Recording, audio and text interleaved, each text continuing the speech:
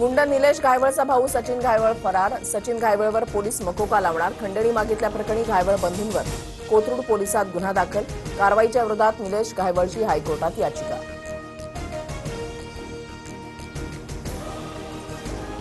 दोन 2019 पासून घायवळवर एकही गुन्हा दाखल नाही. गुन्हे असलेल्या एकाही व्यक्तीला मी शस्त्र परवाना दिला नाही. पोलीस आयुक्तांच्या सहीनंच परवाना मिळतो. योगेश कदमांचं स्पष्टीकरण. सचिन घायवळला पुणे पोलिसांकडून शस्त्र परवाना देण्यात आलेला नाही. परवान्याची फाईल आयुक्त कार्यालयामध्ये पडून योगेश कदमांचा आदेश फेटाळला होता. पुणे पोलिसांची माहिती. गुंड निलेश घायवळ राम शिंदेंचा निकटवर्तीय. त्यांच्या सांगण्यावरून बंदुकीचा परवाना दिला असावा. रोहित पवारांचे विधान परिषद सभापती राम शिंदेंवर गंभीर आरोप.